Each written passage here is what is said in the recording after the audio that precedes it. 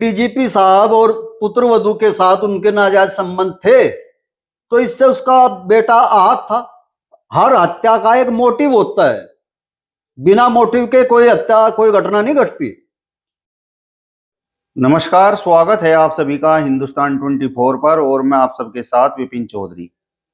पंजाब के पूर्व डीजीपी मोहम्मद मुस्तफा के बेटे की मौत का मामला इस समय सुर्खियों में है और जिस तरीके से आरोप लग रहे हैं कि पूर्व डीजीपी ने ही अपने बेटे की हत्या की है, क्योंकि पूर्व डीजीपी के अपनी पुत्र वधू के साथ अवैध संबंध हैं।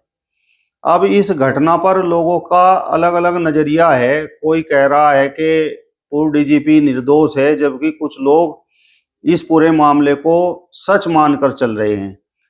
आज इस बड़े ही महत्वपूर्ण और गंभीर विषय पर चर्चा करने के लिए हमारे साथ सीनियर एडवोकेट ब्रह्मपाल गुर्जर जी मौजूद हैं। ब्रह्मपाल जी, बहुत बहुत स्वागत है आपका हिंदुस्तान 24 पर। आपका भी हम स्वागत करते हैं विपिन चौधरी जी, आप आए, आपका धन्यवाद। आपके दर्शकों का, आपके चैनल का स्वागत करता हूँ। जिस तरीके से पंजाब के पूर्व डीजीपी मोहम्मद मुस्तफा पर अपने बेटे की हत्या का आरोप लग रहा है, तो ये पूरा प्रकरण आपकी भी नॉलेज में होगा। तो मेरा सवाल आपसे ये है कि आपने इस पूरे प्रकरण में क्या समझा? देखो चौधरी साहब, जहाँ तक पूरे प्रकरण की जानकारी का मैटर है, जो बातें हवा में तैर रही है इस समय सोशल मीडिया के माध्यम से, ज्यादातर लोगों को उसी के आधार पर जानकारी है, क्योंकि हम कोई उसके प्रत्यक्षदर्शी नहीं हैं। इस घटना से हमारा कोई किसी तरीके का जुड़ाव नहीं है, हमारा कोई डायरेक्ट लिंक नहीं है।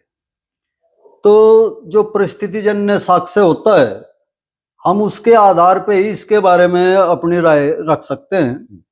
और जहां तक मेरा इस घटना के बारे में विचार है, जानकारी है, मुझे ऐसा लगता है कि चौधरी मुस्तफा जी, डीजीपी साहब, एक बड़ा चेहरा है, एक बड़ा नाम है। उनके परिवार का पंजाब में, हरियाणा में, पश्चिमी उत्तर प्रदेश में एक नाम है। एक जो अग्रणी फैमिली होती है उसमें गिना जाता है।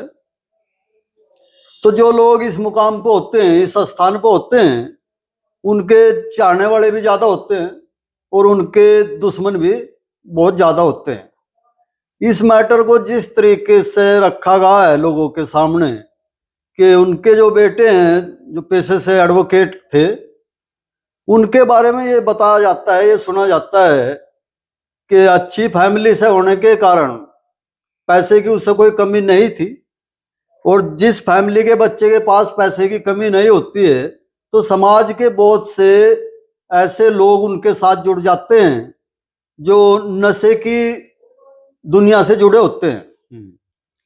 तो मेरी जहां तक जानकारी है, मुझे इस चीज का भी पता चला था कि वो नशे का आदी था, एडिक्टेड था। और नशे का आदी व्यक्ति जो है वो कुछ भी कह सकता है। जहां तक बात आप हत्या के बारे में करते हैं, तो जिस तरीके की स्टोरी सोशल मीडिया पे और दूसरे चैनलों पे हमें सुनाई देती है, ये अप्राकृतिक घटना लगती है, हमें स्वाभाविक नहीं लगता। जिस तरीके से बताया जा रहा कि डीजीपी साहब के जो संबंध थे अपने पुत्र वधू से थे, अवैध संबंध। चलो, हो सकता है अवैध संबंध हो, क्योंकि ये बहुत अंदर की बात होती है। कोई ऐसा तो है नहीं कि सार्वजनिक जगह पे किसी ने उनको देखा या पकड़ा या कोई ऐसी चीज सामने आई हो। इसमें सिर्फ ये बताया जा रहा कि उन्हें ड्रेसिंग रूम में देख लिया आकिल ने, उनके लड़के ने, डीजीपी साहब के लड़के ने, आपत्तिजनक स्थिति में।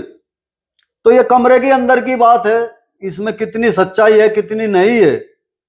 ना तो उसकी पुत्र वधू का कोई बयान ऐसा आया कभी कि डीजीपी साहब बाई फोर्स उसके साथ नाजायज संबंध बनाना चाहते हैं, ऐसा कोई जिक्र सामने नहीं आया।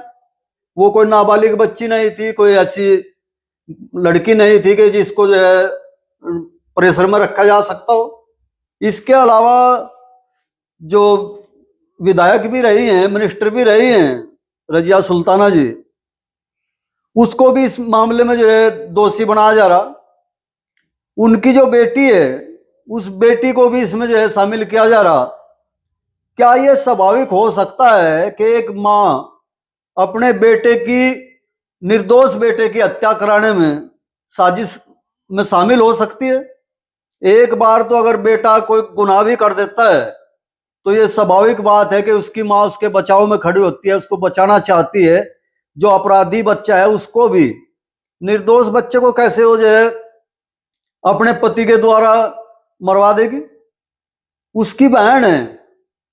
मान लेते हैं 1% जो लोग इस तरीके की बात चला रहे, 1% जो मानने लायक नहीं है बिल्कुल भी, कि राजनीतिक कारणों से वो षड्यंत्र में शामिल हो सकती थी उस बच्चे की मां, लेकिन उसकी जो बहन है, आप किस ग्राउंड पे ये मानते हैं कि उसकी बहन उस षड्यंत्र में शामिल होकर जो है अपने भाई की हत्या करा देगी? तो ये बहुत ही एक मामला ऐसा नजर आता है जो बिल्कुल एक बनाई हुई स्टोरी होती है।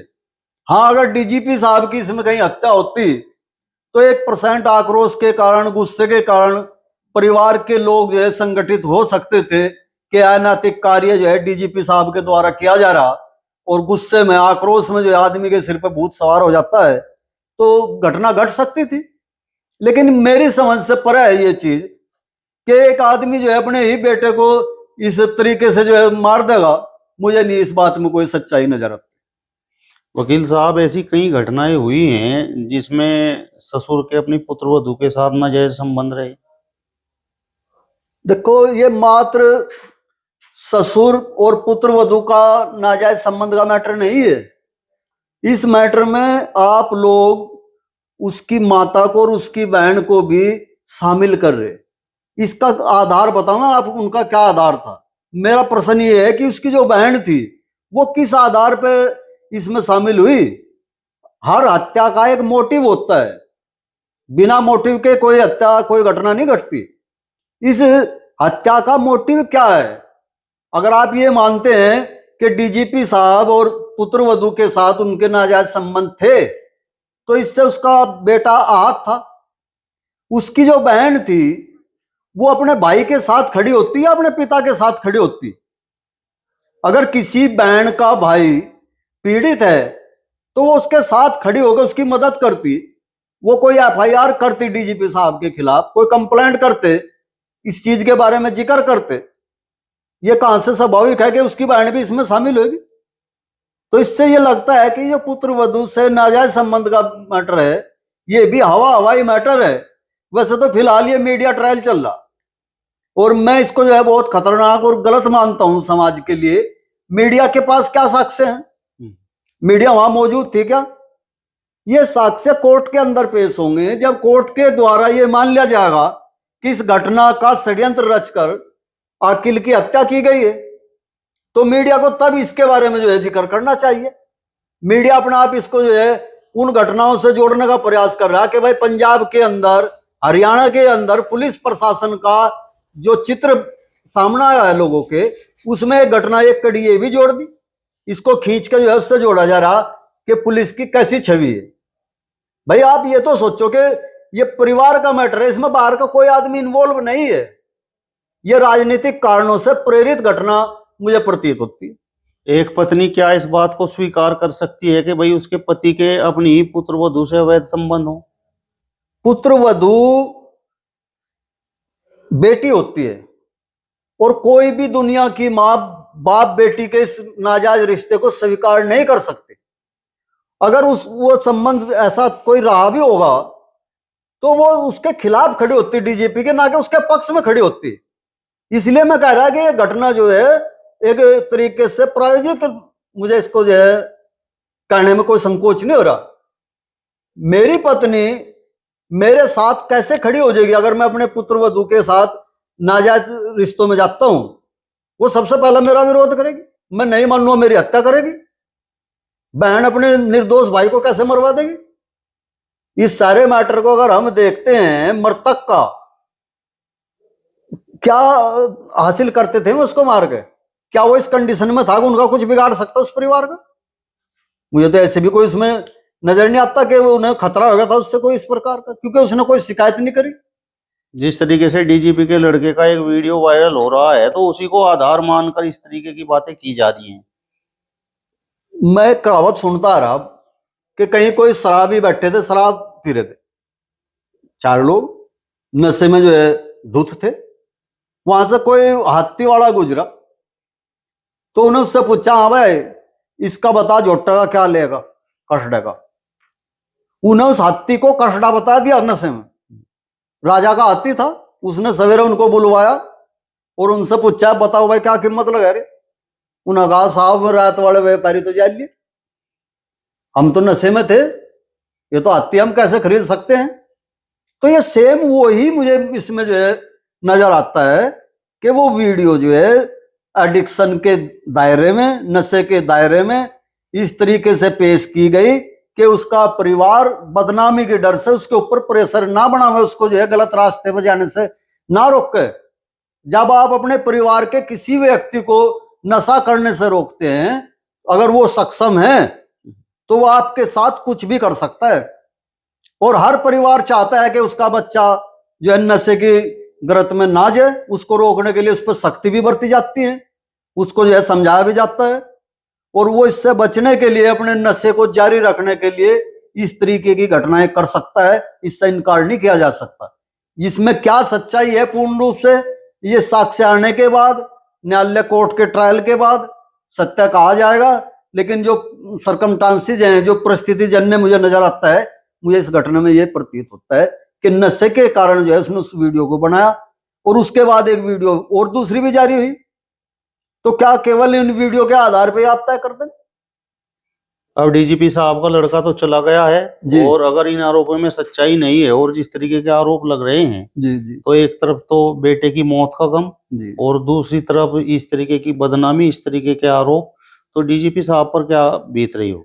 देखो, आज के टाइम में आप देख रहे हैं विपिन चौधरी जी, आप एक वरिष्ठ पत्रकार हैं, देश दुनिया को देखते हैं, राजनीति को आप देखते हैं, हर सेक्टर पर आप जो है अपनी पैनी नजर रखते हैं, आप विश्लेषण करते हैं।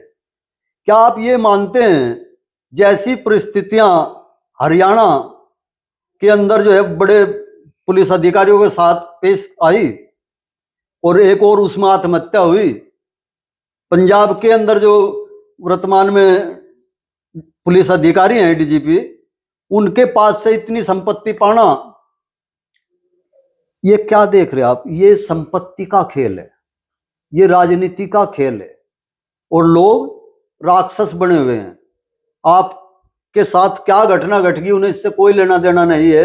आपके साथ घटी घटना से हम क्या गलत लाभ उठा सकते हैं, उसके लिए लोग किस हद तक गिर जाते हैं, ये उसका उदाहरण पेश हो सकता है।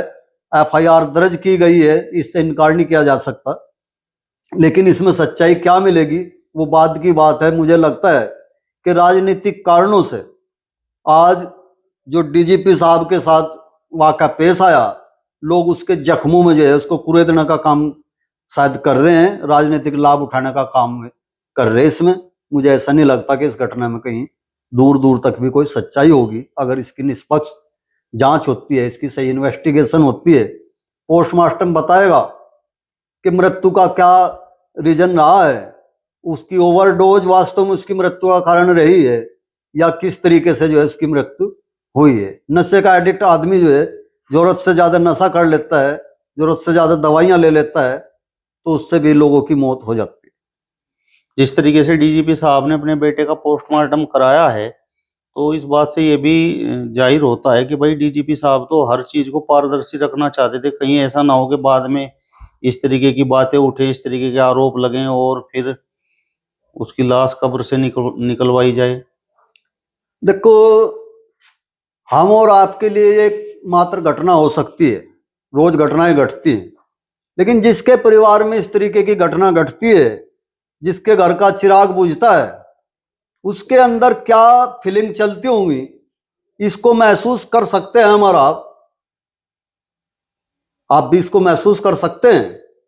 उनके साथ पोस्टमार्टम की कार्रवाई या अन्य कोई कार्रवाई या कोई अन्य साक्ष्य मिटाना, छिपाना, ऐसा मुझे कहीं प्रतीत नहीं हुआ, मेरी कहीं जानकारी में ऐसी चीज नहीं आई कि उन्हें उसको छुपाने का प्रयास किया हो या कोई दूसरा प्रयास किया हो। बातें तो यहां तक भी चली कि वो उसको धमकी देते थे। मैंने बता दिया इस चीज के बारे में कि जो बच्चा नशे की गर्त में जाता है आपका, उसको रोकने के लिए आप सख्ताई भी बरतते हैं। लोग नशा मुक्ति केंद्रों में अपने बच्चों को एडमिट कराते हैं, लोग पुलिस प्रशासन का भी सहयोग लेते हैं, हर तरीके का प्रयास करते हैं जिससे उसको रोका जाए। तो अगर उनकी मंशा में कोई खोट होता तो जो आप कह रहे हैं आपकी बात सही होती, क्यों उसको पोस्टमार्टम खुद क्यों कराते, वो लाश को छिपाने का प्रयास करते, जब पूरा ही परिवार उसमें शामिल था और वहां बाहर का कोई आदमी नहीं था, तो उस लाश को मैं आराम से कहीं उसका निपटान कर सकते थे। घटना चाहे कितने दिन बाद खुलती। तो मुझे नहीं लगता कि हम इस घटना को जिस तरीके से सोशल मीडिया उछाल रहा है वो ठीक कर रहा। वो समाज के उस पिता को भी, उस माता को, उस बहन को भी ध्यान में रखे जिनके कलेजे का टुकड़ा नशे की गरत की वजह से जो है उनसे बिछड़ गया, और उससे भी दर्दनाक ये है कि उन्हीं के ऊपर जो है उसके कत्ल का इल्जाम लगा दिया। मैं नहीं समझता कि ऐसा करना जो है कहीं इंसानियत के दायरे में आता हो। उन सब लोगों के भी परिवार हैं, उनके भी जो है बेटे बेटियां हैं, पुत्र वधू हैं, बहनें हैं। अगर मैं इस तरीके से लोगों को प्रताड़ित करेंगे तो जितना दुख मौत से होता है उससे कई गुना ज्यादा दुख इस बात से होता है जब झूठा लांछन किसी व्यक्ति के ऊपर लगाया जाता है, और ये राजनीति से प्रेरित घटना है। मैं इसको इतना ही मानता हूँ। डीजीपी साहब को मैं सुन रहा था, वो एक टीवी चैनल पर बोल रहे थे कि भाई मैं तो अपने बेटे की मौत से गमजदा हूँ, और लेकिन इस तरीके के आरोप लगाकर मेरे जख्मों को कुरेदा गया जी। और अब मेरे अंदर का जो बाप है वो तो मुझे मारना पड़ा है जी। और अब मैं एक सोल्जर बनकर सामने आऊंगा, एक सैनिक बनकर सामने आऊंगा। तो क्या आपको लगता है कि जो इस तरीके के आरोप लगा रहे हैं तो उनके खिलाफ अब डीजीपी साहब कड़ा एक्शन लेंगे, सख्त कदम उठाएंगे? देखो, अगर मेरे ऊपर कोई झूठा इल्जाम लगाता है तो मुझे सख्ती के साथ ही अपना बचाव करना चाहिए। जो सच्चाई है उसको सामने रखना चाहिए। जांच इस एंगल से भी होनी चाहिए। इसमें डीजीपी साहब जो अपना काम करेंगे अपने बचाव के लिए, अपने पैरोकारी के लिए, वो तो करेंगे ही।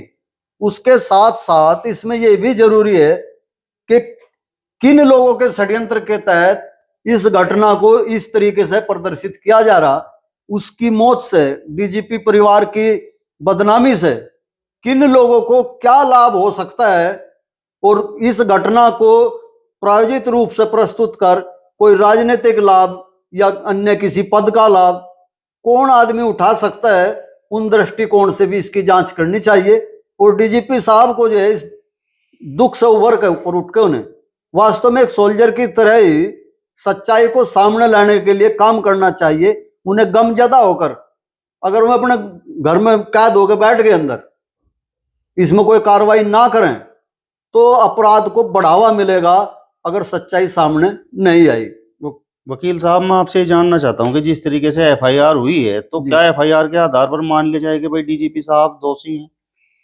नहीं, मैंने बताया एफआईआर जो है कि सूचना मात्र होती है, संदेह के आधार पर, साक्ष्यों के आधार पर उसकी जांच होती है, इन्वेस्टिगेशन होती है। एफआईआर तो सैकड़ों हजारों एफआईआर रोज होती हैं। क्या में सच होती हैं सब? क्या लोग झूठे एफआईआर दर्ज नहीं कराते? रोज कोर्टों में जो है एफआईआर लगा के भेजती है पुलिस, बीच में अपना खेल कर लेती है, पैसा बना लेती है। एक तरफ झूठी एफआईआर करा देती है किसी कहने से, दूसरी पार्टी से जो है पैसे लेकर उसमें एफआईआर लग जाती है। तो एफआईआर हो जाना किसी आदमी को अपराधी सिद्ध नहीं कर सकता। उसके लिए न्यायालय है, न्यायालय के अंदर उसका ट्रायल होगा, साक्ष्य वहां प्रस्तुत किए जाएंगे, उनके आधार पर तय किया जाएगा कौन दोषी है कौन दोषी नहीं है।